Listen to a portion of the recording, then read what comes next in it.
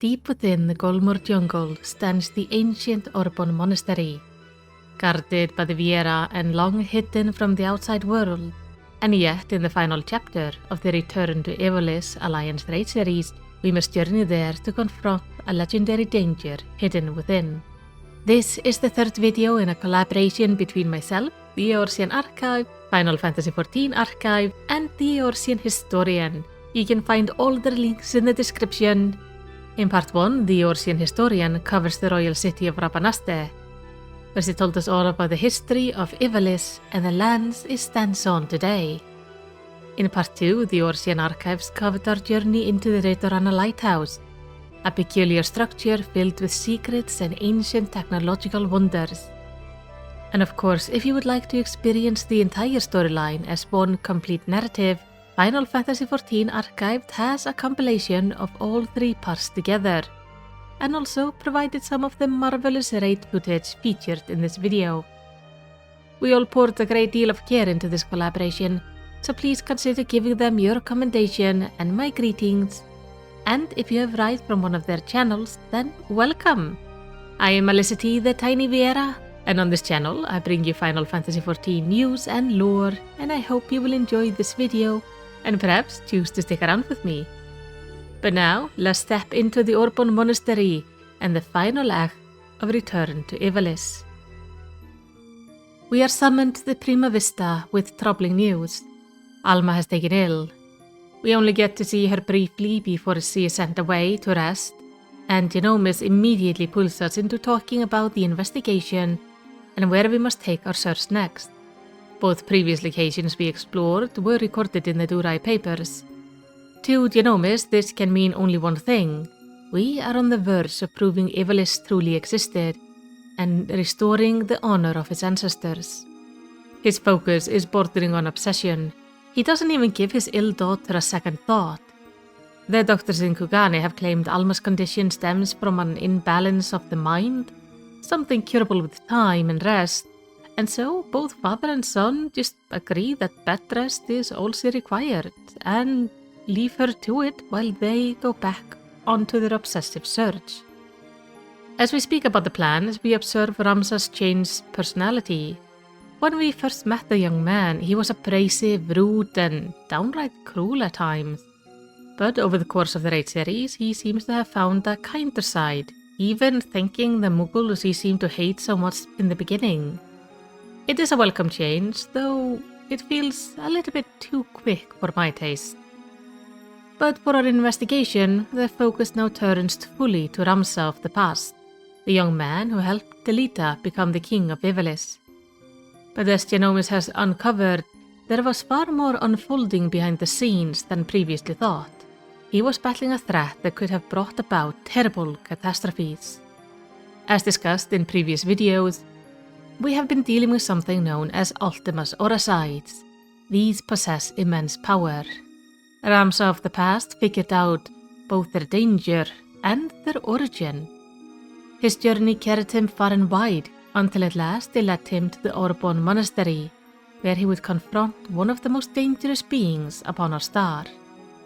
Within the monastery is an access to a pocket dimension, and there, captured within, is a being known as Ultima, the High Seraph. In the past, Seraphs were believed to be servants of the gods, divine beings whose only purpose is to carry out the will of their masters, and the people of the time both worshipped and feared her. She was the High Seraph, but she was also given another name by the people, the Angel of Blood, referring to the carnage left wherever she seemed to go. And that raises the greater question: what exactly is Ultima?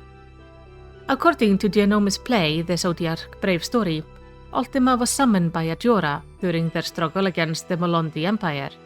With the power of one of Ultima's Aurasides, they laid Mulondi to waste, and the city ultimately sank beneath the sea. But even Genomes himself concedes that this account may not be entirely accurate. Like Omega and Midgardsormur, she may have arrived from beyond the stars, or perhaps he was summoned from another reflection, much like the Voidsent. The issue is we just don't know for certain. There is also another possibility that Ultima has existed far longer than the age of Ivalice, because we have seen an auracite that might be hers before. As we've talked about before, auracites come in several varieties, but the kind associated with Ultima possesses a singular and dangerous trait. She is infusing them with the ability to amplify the deepest desire of one who wields it. And in the hands of someone guided by compassion or noble intent, such power can manifest as what appears to be miracles. But when those desires are rooted in hatred, vengeance, or obsession, her auracite can cause great harm, or even end up twisting his bearer into something monstrous, a being known as the Lucavi. We have encountered these Lucavi version of people in the city of Rabanaste and Ritrana Lighthouse. And yet, these stones are not confined to Ivalice alone. There is a reason to believe that a similar crystal may have also existed long before the age of Ramza. During the event of the Pandemonium raid series, we learned that Athena possessed a mysterious crystal known as the Heart of Sabik, and it contained the spell Ultima. A crystal that seemed to amplify her ambition, driving her to further horrors and eventual madness. After her, La Habrea then held the stone for millennia, probably having it amplifying his ambition as well, before gifting the stone to the Allegans. And considering their tragic history, there is a chance it caused some issues there as well, even if they never found out how to properly harness its power. After the fall of the Allegan Empire, La Habrea regained the stone again, and finally used it against us through the Ultima weapon in A Realm Reborn. Since then, the stone has once more cropped up during the Endwalker raid series, and at the moment it should safely be stored by Charleyan researchers, where it is being, researched. So while we can't fully say where Ultima comes from, she may have been summoned in by Ajora, or perhaps she was around from much earlier. These could be multiple summonings, or we are dealing with something even larger than just the High Seraph. What we do know is that she is strong and she is dangerous, and these crystals she is making have caused countless tragedies, and will do so onwards if she isn't stopped. But to do that, we will first need to gain access to the monastery. So let's talk about the Orbonne Monastery. It is old, very old. It was already ancient during the War of Lions, a civil war fought in the time of Ivalice. If you want to know more about that war, I recommend checking out the first video in this series, where Juliet covers all of that. But the fact is that, as far as we can find, there are no documents on when or why the monastery was built. We know that during the War of Lions, the Atkachkas dynasty ruled Ivalice, and Orbonne was frequently used to house political prisoners. Even after it was formally converted into a place of worship under the Church of Glabados, the practice continued. And so Orbonne became a place of contradiction, a sanctuary of faith, and a prison of desperation. Even Princess Ovelia Atkachka herself was confined within the cloister for much of her youth, before she eventually married Delita. Though we call it a monastery, that name may not be entirely accurate. In ancient Ivalician, a single word describes both monastery and a convent, and in Orbonne's case, it was inhabited primarily by nuns. So by our understanding, it may have been closer to a convent than a monastery. These nuns did not only take part in worship though, they were also creators of ales and wines, using ingredients that grew around the monastery, and then they sold these drinks to the various desert townships that lack ready access to water. So, over the years, Orbonne has been many things: a house of worship, a place of brewery, and a prison. And much of it at the same time. And now it is the prison for Ultima. But right now we must find a way to get there at all. Because in modern times, the monastery stands abandoned deep within the Golmur jungle, a place not easily accessed, and also home to my favorite clan of Bunfolk, the Ravaviera, a reclusive and highly territorial race. These rabbit folk make their homes throughout the jungle, living in small settlements of only females and youngs, with their males wandering the forest as his protectors. The Viera are a race which have far more females than males, so even when entering the forest, you are far more likely to encounter the female Viera than the male one, though that might not be in your favor.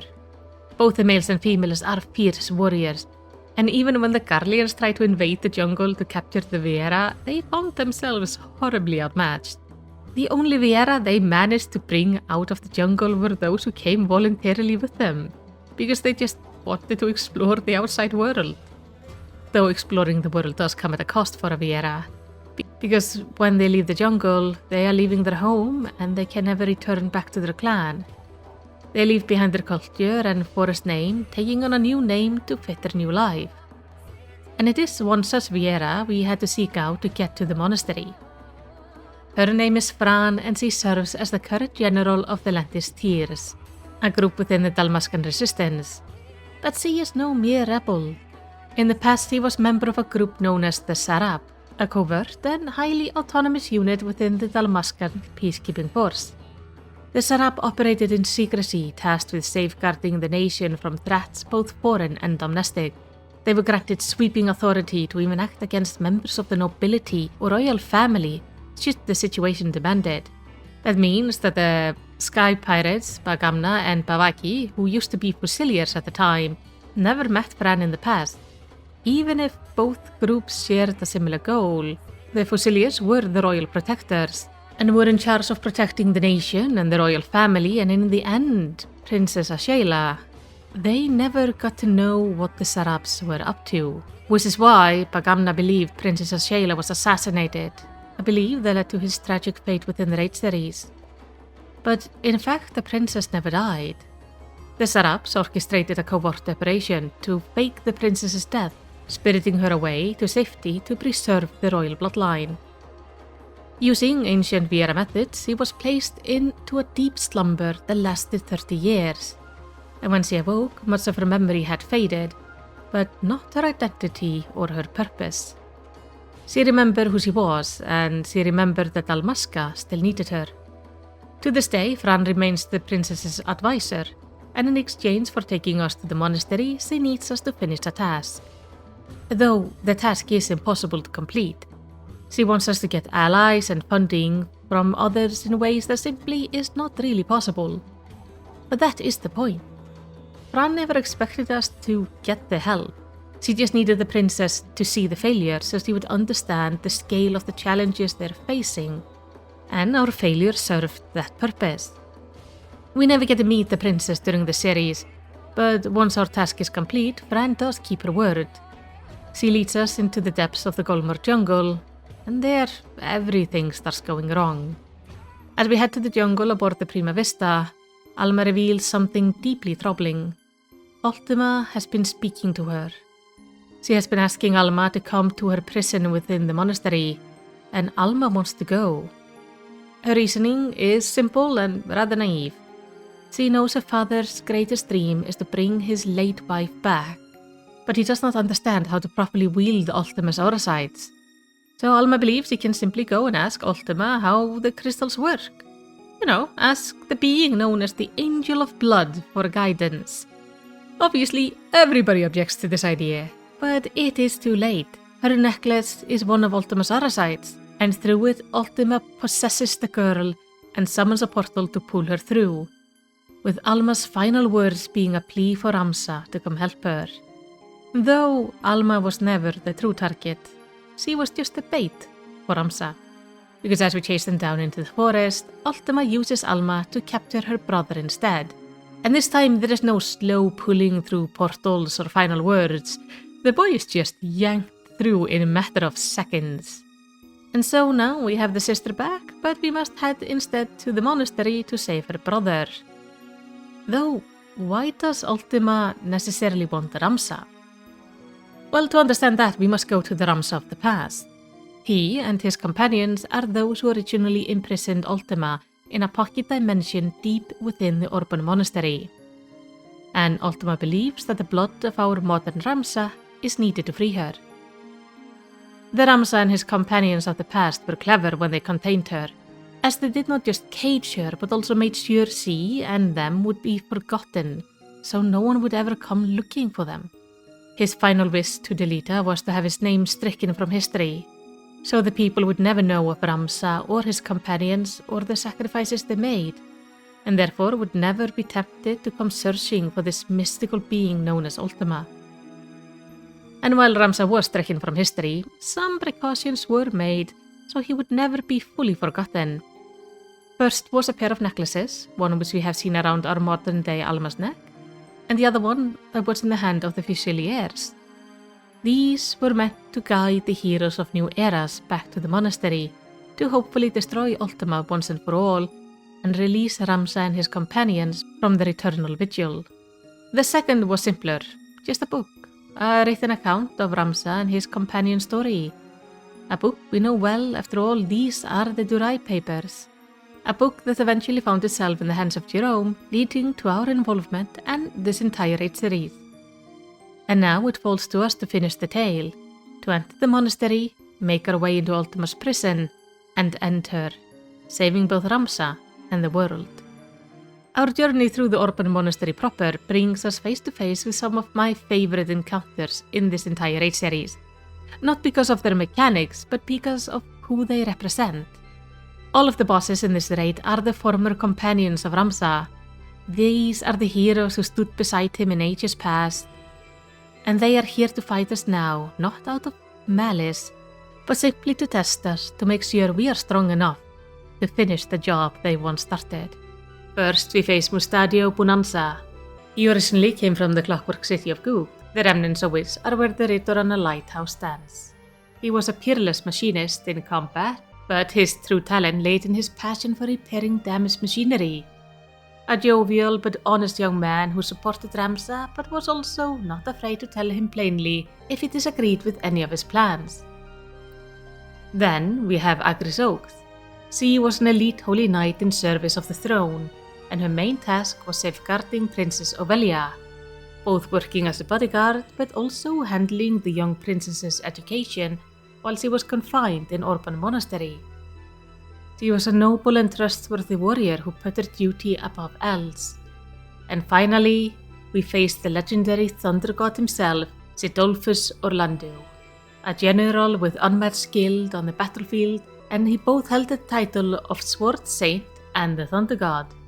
But perhaps most notably for our tale, he was also the adopted father of Oran Durai. As we move between these fights, we also pass through the monastery and eventually into a pocket dimension of the necrohole of Moulont, where Ultima remains imprisoned. And it is good she's imprisoned because her area is filled with aura sites in all shapes and sizes. She is quite literally making more as we walk into the room. And she is not just fierce in creating these things, she is a fierce fighter. It is likely we only win against her because of the help of Ramza and the heroes of whose spirits show up to shield us at a critical moment in the fight. And it is notable that this is the second time we have faced one of Ultima's spells and be saved in such a way. Once during our fight against the Ultima weapon, and now against Ultima herself. So together, warriors of the past and present unite to strike her down. Ultima, the High Seraph, is finally vanquished, and Ramza and his companions of the past are at long last free from their long vigil. And in the final moment of the raid, he and his companions appeared before us, once more, not as warriors, but as souls at peace, offering their silent farewell before finally getting to return to the ethereal sea. With Ultima defeated, we are able to rescue our Ramza and bring him back safely to the Prima Vista. And with the High Seraph gone, there is no longer any reason to keep the truth buried. The names of the original Ramza and his companions can finally be spoken without fear. The time has come for the original Ramza and his companions to become known to the world. And at long last, Genomus begins work on his magnum opus, the grand stage play on his ancestors' history. In a fitting touch, the roles of Ramza and Alma of the past are played by his own children. The performance will restore honor to their ancestors and offer hope to all who witness it. Though some creative liberties are going to be taken with the story.